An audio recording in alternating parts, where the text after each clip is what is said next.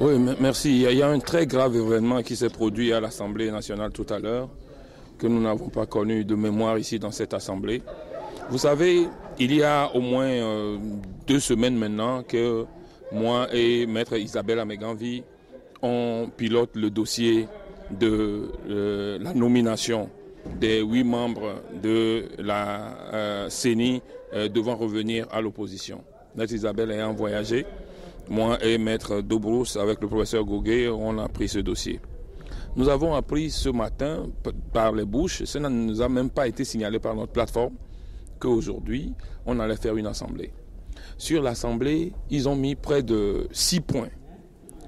Mais on a vu que sur la plupart des points, ils sont passés un à un, il n'y avait aucun contenu. Ils ont dit que les dossiers ne sont pas prêts. Et puis, on tombe sur le dossier de la CENI.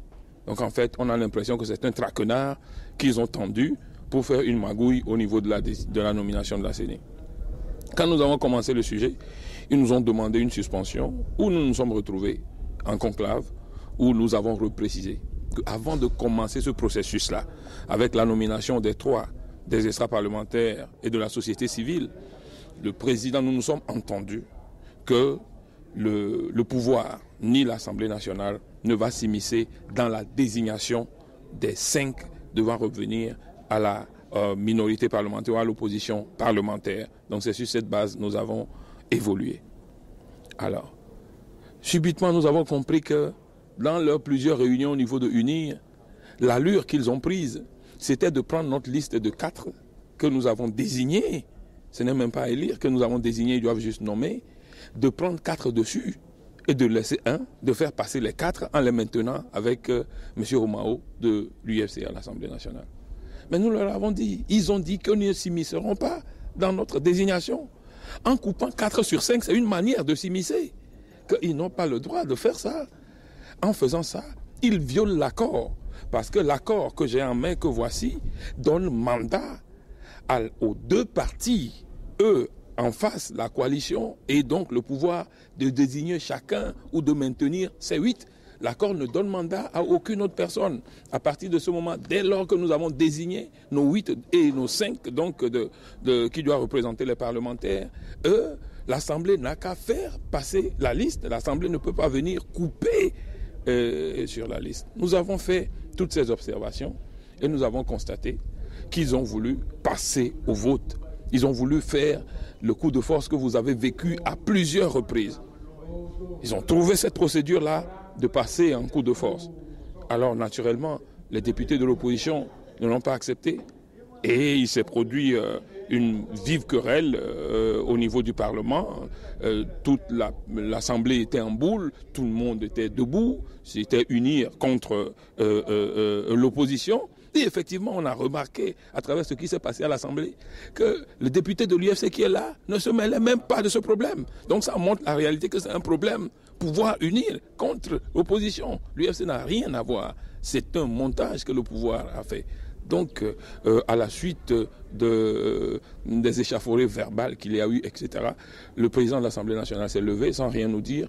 Il est sorti de la salle, sans suspendre la séance, sans mettre fin à la séance.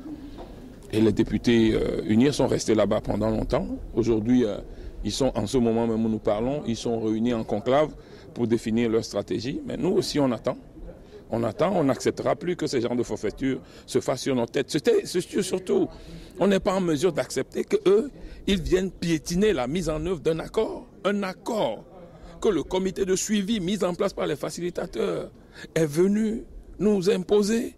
Ils vont prendre le loisir ici de venir dénaturer l'accord, de l'appliquer en partie, de le tripatouiller. Non, nous n'accepterons pas ça. C'est fini. Mais une autre question, mais normalement, l'accord dit, en tout cas, le relevé de conclusion du 23 septembre, parrainé par le comité de suivi, dit clairement que les 2 partis doivent désigner leurs membres au plus tard, le 30 septembre. Est-ce que vous avez eu connaissance de la désignation des membres de la majorité?